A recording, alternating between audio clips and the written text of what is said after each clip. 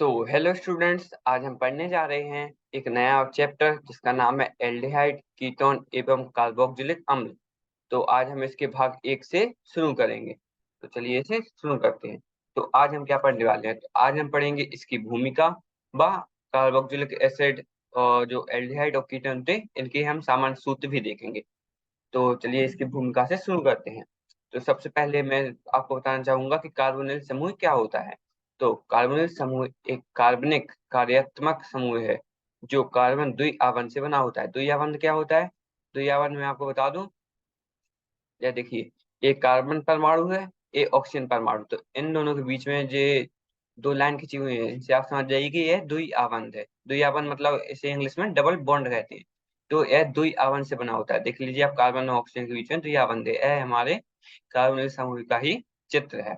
तो जो ऑक्सीजन परमाणु से दोगुना है, तो आप देख सकते हैं कि इसमें दो दो द्विआवन लगे हुए हैं और दोनों साइड एक एक एकल एकल आवन लगे हुए हैं। ठीक है। तो एक ऑक्सीजन परमाणु से दुगना ही है। तो एल्डिहाइड कार्बोक्सिलिक अम्ल और कीटोन में कार्बोनिल समूह होता है। तो जो भी हम एल्डिहाइड कार्बोक्सिलिक अम्ल और कीटोन पढ़ने वाले हैं उन सभी में कार्बोनिल समूह होता ही होता है। तो चलिए इसे आगे देखेंगे। एक मिनट।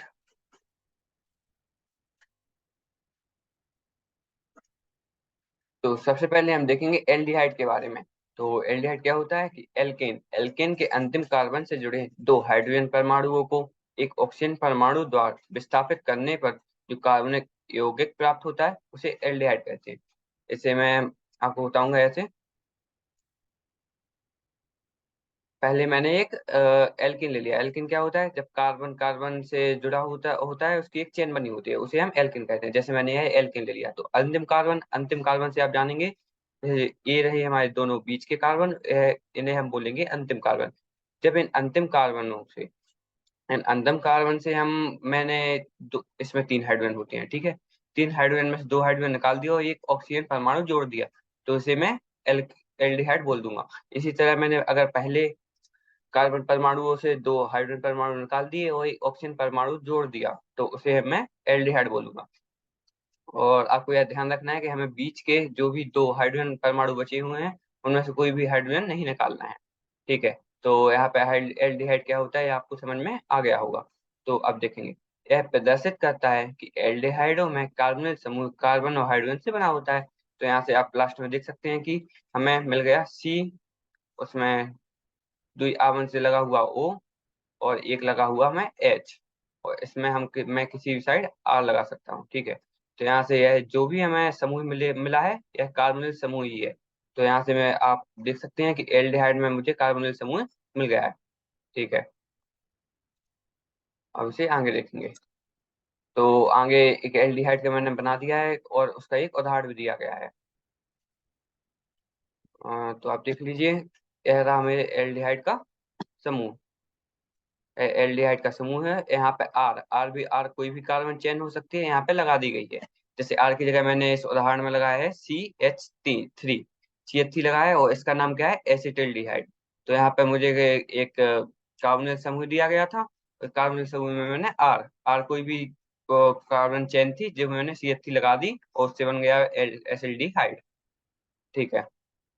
अब हम देखेंगे कीटोन के बारे में। तो कीटोन क्या था? तो कीटोन में आप देख सकते हैं कि एक था कि एल्केन के बीच कार्बन से जुड़े दो हाइड्रोजन परमाणुओं को एक ऑक्सीजन परमाणु द्वारा विस्थापित करने पर जो कार्बनिक यौगिक प्राप्त होता है उसे कीटोन कहते हैं। तो इस बार पहली बार मैंने अंतिम कार्बन पे ऑक्सीजन परमाणु जोड़ा था। इस बार हम शुरू के कार्बन जो भी परमाणु दिए गए हैं उन पर, या फिर जो बीच के कार्बन परमाणु दिए गए हैं उन पर मैं ऑक्सीजन परमाणु जोड़ूंगा। जैसे ये थे पहला, यह हो गए आखिरी, यह दोनों मेरे अंतिम कार्बन परमाणु हैं। लेकिन जो दूसरे और तीसरे नंबर पर जो कार्बन के परमाणु दिए गए हैं यह बीच के दोनों कार्बन परमाणु हैं। जब जब इन पर मैं हाइड्रोजन हटा के ऑक्सीजन जोड़ देता हूँ, या फिर इस पर जोड़ दिया या फिर तीसरे नंबर वाली कार्बन परमाणु पर मैंने ऑक्सीजन जोड़ दिया तो यह कीटोन बन जाएगा। ठीक है, इतना आप समझ गए होंगे। और कीटोन बनने के लिए मैं एक चीज बता दूं, जैसे यह रहा हमारा एक कार्बन, दो कार्बन। ठीक है। इन दो कार्बन में सोचूं कि बीच का कौन है, तो दोनों अंतिम कार्बन है। लिख लीजिए, पहला भी अंतिम कार्बन होगा, दूसरा भी अंतिम कार्बन होगा, तो दोनों, तो जिस भी कार्बन में मेरे पास केवल 2 ही कार्बन है वह कीटोन नहीं बन सकता। कीटोन बनने के लिए कम से कम 3 कार्बन की जरूरत होती ही होती है। ठीक है, इतना समझ में आ गया होगा। तो अब आगे देखते हैं। तो आगे मुझे दिया गया है, यह प्रदर्शित करता है कि एल्डिहाइडों में कार्बोनिल समूह कार्बन और हाइड्रोजन से बना होता है, जबकि कीटोन में यह 2 कार्बन परमाणुओं से बना होता है। तो कीटोन में, जैसे मैंने यहाँ पर दिखाता हूँ, कीटोन में यह रहा, देखना मेरा कीटोन का चित्र। तो कीटोन में है समूह 2 कार्बन परमाणु, देख लीजिए, यह रहा मेरा 1 कार्बन और दोनों साइड मैंने आर आर जोड़ दिया है, जो कि कोई भी कार्बन की चेन हो सकती है। ठीक है, तो कीटोन में है जो भी मेरा कार्बोनिल समूह है वह 2 कार्बन परमाणुओं से बना होता है। इसके उदाहरण के तौर पे मैंने एक जगह आर की जगह ले लिया CH3 और दूसरे आर डैश देख लीजिए वहां पे लगा है, आर डैश की जगह पे मैंने CH3 ले लिया, इसका नाम है एसीटोन। अब जो भी इनका नामकरण है वो हम आने वाले भागों में देखेंगे कि वो कैसे निकालते हैं। ठीक है, तो अब देखते हैं कार्बोक्जिलिक अम्ल के बारे में। तो कार्बोक्जिलिक अम्ल क्या होता है? कार्बोनिल यौगिक जिनमें कार्बोनिल समूह का कार्बन हाइड्रोजन या कार्बन तथा हाइड्रोक्सीमाइटी, हाइड्रोक्सीमाइटी क्या है? OH, देख लीजिए OH है, यहाँ पे ऑक्सीजन में कोई भी मैं परमाणु जोड़ सकता हूँ, कि ऑक्सीजन से आबंधित रहता है, कार्बोक्जिलिक अम्ल कहते हैं। तो कार्बोक्जिलिक अम्ल का इसमें क्या दिया गया है कि जो भी मेरे पास कार्बन चेन थी उसमें मैं अभी तक केवल एक ऑक्सीजन लगा रहा था, 2 हाइड्रोजन को हटा के एक हाइड्रोजन जगह पे रहने दे रहा था। ठीक है, लेकिन इस बार जो भी एक हाइड्रोजन बचेगा उसकी जगह मेरे को OH क्या है हमारा? हाइड्रोक्सी वो लगाना है। तो लास्ट में मुझे क्या मिल जाएगा? COOH, देख लीजिए यहाँ पर दिया, सीधे सीधे दिया गया है COOH। COOH जब मैं किसी भी कार्बन चेन के लास्ट में लगा दूंगा, कार्बन चेन के अंतिम या शुरुआत में लगा दूंगा, तो वह कार्बोक्सिलिक अम्ल बन जाएगा, जिसे मैं कार्बोक्सिलिक एसिड भी वो कहते हैं। ठीक है, तो अब इसके एक उदाहरण को देखेंगे। तो उदाहरण में आप सीधे सीधे देख सकते हैं, एक सेकंड देख लीजिए, यहाँ पर यह रहा मेरा कार्बोनिल समूह के एक अंतिम छोर पर मैंने लगा दिया एक OH, जिसे हाइड्रोक्सीमाइड कहते हैं, एक एक जगह पे लगा दिया R। अब मैं R के तौर पे आपको इस उदाहरण में दिखाता हूँ कि R के तौर पे मैंने यहाँ पे मान लिया CH3 मान लिया, OH मेरा अलग से लगा हुआ है। तो इसे मैं क्या बोलता हूँ? इसे बोलते हैं एसिटिक अम्ल। अब जैसे यहाँ था मेरा CH3, यहाँ पे मैं C2H5 या फिर C2H7, यहाँ पे मैं कुछ भी लगा सकता था, उसी तरह इसका नाम हो जाता। ठीक है, यहाँ पे एसिडिक एसिड है इस उदाहरण में। तो चलिए इसे आगे देखेंगे। तो आगे देखते हैं हम, वे यौगिक जिनों में कार्बन समूह का कार्बन हाइड्रोजन या कार्बन तथा NH2 था ये। ठीक है, माइटो से नाइट्रोजन अथवा किसी हैलोजन से जुड़ा रहता है, किन्वांस एसाइड व एसिल एसिल हैलाइड कहलाते हैं। ठीक है, तो इसमें मैंने क्या किया, इस बार मैंने जो भी हमारा कार्बोनिल समूह था, यह रहा हमारा कार्बोनिल समूह, एक तरफ मैंने R लगा दिया है। ठीक है, R मुझे लगाना है। दूसरी साइड इस बार मैंने OH, पिछले वाले में जैसे कार्बोक्सिलिक अम्ल था उसमें मैंने OH लगा दिया था, जिसे हम हाइड्रोक्सी माइटी कहते हैं। लेकिन इस बार मैंने यहाँ पे NH2 लगा दिया, जब मैं NH2 लगाऊंगा तो यह एमाइड कहलाएगा। ठीक है, और उदाहरण के तौर पे मैंने इसका कोई उदाहरण नहीं लिया है, लेकिन ठीक है। और अगर मैं एक एक्स क्या है मेरा? एक्स है मेरा हेलाइड। हेलाइड के क्या होता है? हेलाइड के मैं आपको बताता हूँ एक्स की जगह पे क्या क्या हो सकता है। तो एक्स की जगह पे हो सकता है फ्लोरीन, क्लोरीन, ब्रोमीन, आयोडीन। ठीक है, हेलाइड के रूप में आप केवल इतने ध्यान रखने, इन्हें मैं कैसे याद करूंगा? तो ठीक है, याद आप कर लेना। यहाँ पे मैंने बता दिया, ये है हमारा फ्लोरीन, इनके ऊपर केवल माइनस एक वैलेंसी होती है, तो मतलब क्या है, एक हाइड्रोजन की जगह पे आ सकते हैं। ठीक है, तो यहाँ पे मैं अगर फ्लोरीन लगा देता हूँ, क्लोरीन लगा देता हूँ, कुछ भी लगा देता हूँ, तो यह उसका उदाहरण हो जाएगा। अब मैंने फ्लोरीन लगा दिया तो यह हो जाएगा एसिल फ्लोराइड, और क्लोरीन लगा दिया तो एसिल क्लोराइड, ब्रोमीन लगा दिया तो एसिल एसिल ब्रोमाइड, फ्लोरीन और आयोडीन लगा दिया तो एसिल आयोडाइड। इस तरह चारों के नामकरण हो जाएंगे। नामकरण हम आने वाले भागों में पढ़ने वाले हैं, जहाँ पे मैं IUPAC और इनके साधारण जो भी नामकरण होता है उनके बारे में भी पढ़ेंगे। ठीक है, तो अब देखते हैं एस्टर और एनहाइड्राइड कार्बोक्सिलिक अम्लों के बारे में। तो यह क्या होते हैं? तो इसको हटा देता हूँ। ठीक है, तो एस्टर और एनहाइड्राइड कार्बोक्सिलिक अम्लों में वियुक्तक होते हैं। एस्टर कार्बोक्सिलिक अम्ल होते हैं जिन्हें कार्बोनिल समूह का कार्बन, हाइड्रोजन या कार्बन तथा हाइड्रोक्सीमाइटी OH, हाइड्रोक्सीमाइटी क्या होता है, OH की ऑक्सीजन से आबंधित रहता है। इसे मैं बताता हूँ। जैसे यह रहा मेरा कार्बोनिल समूह, कार्बोनिल समूह मेरे को मिल गया, और यहाँ पे मैं आर आर लेता हूँ। आर की जगह पे मैंने मान लो CH3 ले लिया। ठीक है, CH3 ले लिया। यहाँ पे ओ एच था, देख लीजिए यहाँ पे ओ एच था, तो यह बन जाता हमारा कार्बोक्सिलिक अम्ल। लेकिन यहाँ पे एच की जगह पे मैंने एक और कार्बन की चेन लगा दी।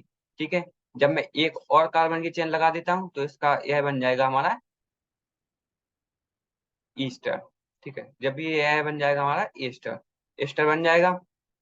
ठीक है, तो यहाँ से आपको ध्यान रखना है कि एस्टर क्या होता है। एस्टर के लिए देख लीजिए, मुझे कार्बोक्सिलिक जो भी अम्ल था उसमें एक हाइड्रोजन हटाना है जो कि ऑक्सीजन परमाणु के साथ जुड़ा हुआ है। एक हाइड्रोजन की जगह मुझे दूसरी, जब भी मैं कार्बन की चेन लगा दूंगा तो वह एस्टर बन जाएगा। इसी तरह मैं बताता हूँ एसिड एसिड एनहाइड्राइड क्या होता है।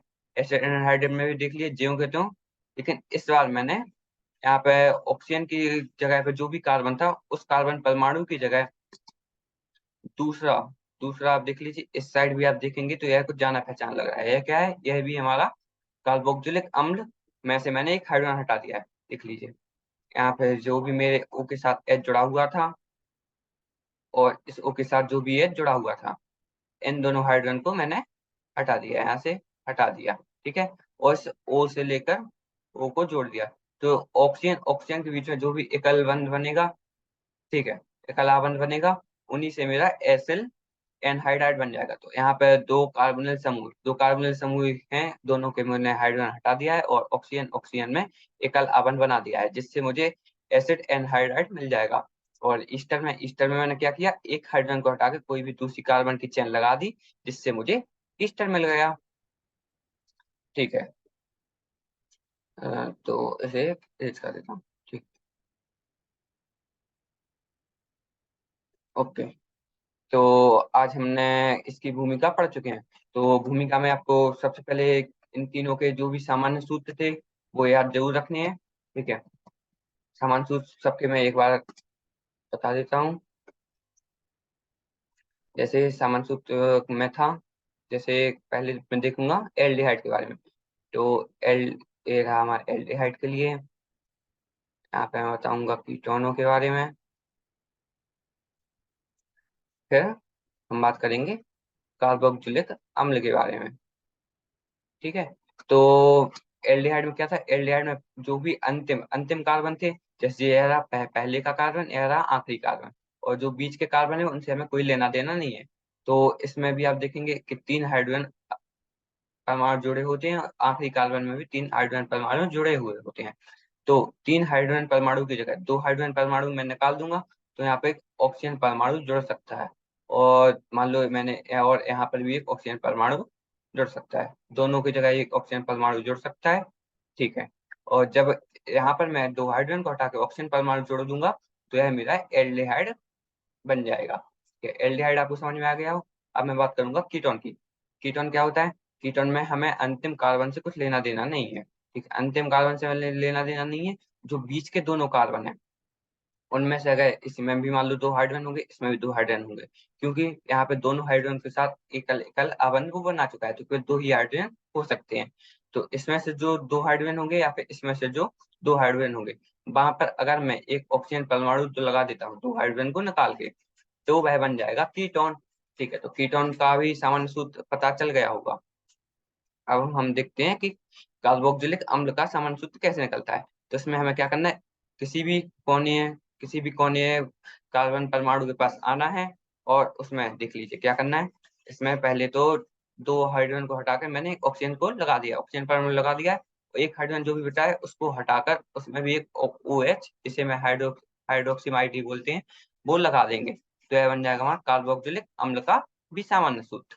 ठीक है, तो इन दोनों का सामान्य सूत्र देख चुके हैं। इसके बाद हमने ईस्टर और जो भी एसिड एनहाइड्राइड था उनका भी सामान्य सूत्र देखा।